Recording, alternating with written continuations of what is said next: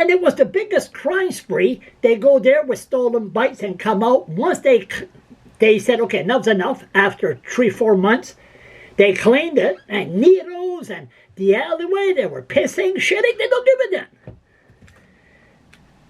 North Side, Tent City, from the superstore to the Westmoreland Bridge. I mean, tires and couch and all garbage in the streams. I mean, trash all over the place. I mean, Fredericton used to be beautiful, but you see that. Why? One Meth head said to somebody, I'm going to take the blogger, I'm going to slice his throat wide open. Okay, and I'm going to kill DOG. I want to see some people, I mentioned the guy's name, if something ever happened to me, but you have violence.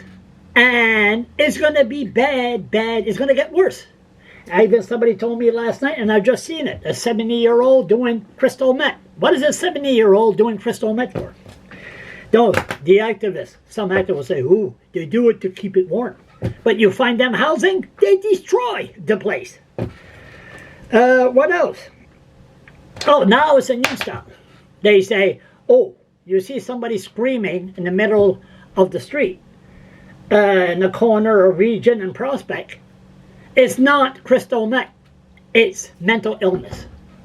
There's no problem with crystal meth in the city. It's almost non-existent. It's mental illness. No crystal meth. What you see on the street, the trash, the mess, the destruction, is mental illness. It's nothing to do with crystal meth. And so I hope that I have explained why I'm so disgusted with people with crystal meth. And I just seen on the camera, there's Brian McCarty behind me. He's the one of the manager at the Victory Meat Market. I think this was filmed about 3 years ago. A guy was hollering and screaming in front of the Victory Meat Market. Let's see we'll finish this with Brian McCarty's word. Oh, thank you. Dan. I want that to be the last resort. How come nobody out the snow? They don't call the cops anymore. The cops say, oh, that's just a guy. We're just ignoring. I know, but I still have compassion for it. I still have, if there's something compassion. I got the video here. He came close to death.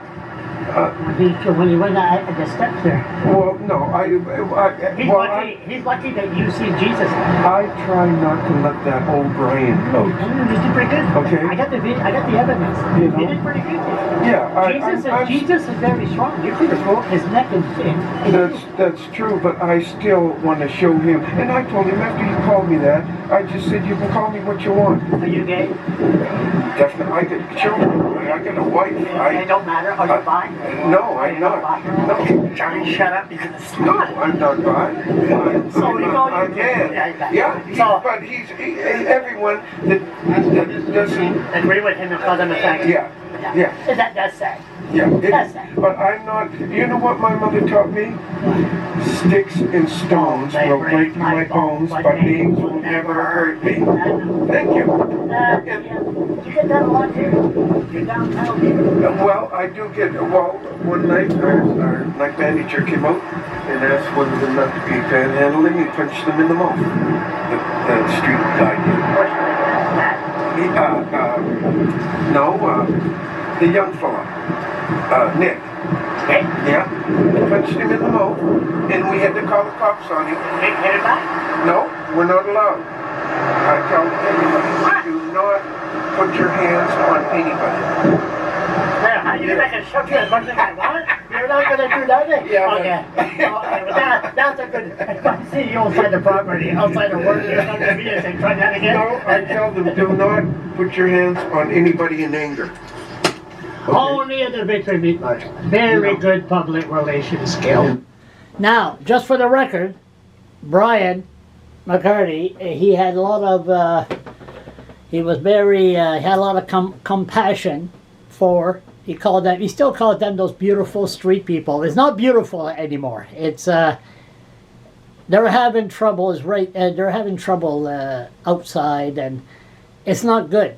But you, like the guy went after Brian, and he called Brian a faggot, and then that's where Brian said, if you look at this interview, go to YouTube, right, Charles LeBlanc, Crystal Meth, and you'll see the whole interview of me and Brian.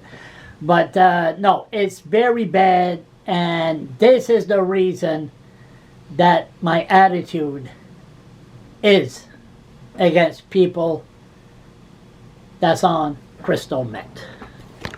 And I'll keep on lobbying the government to educate our kids to say no to crystal meth.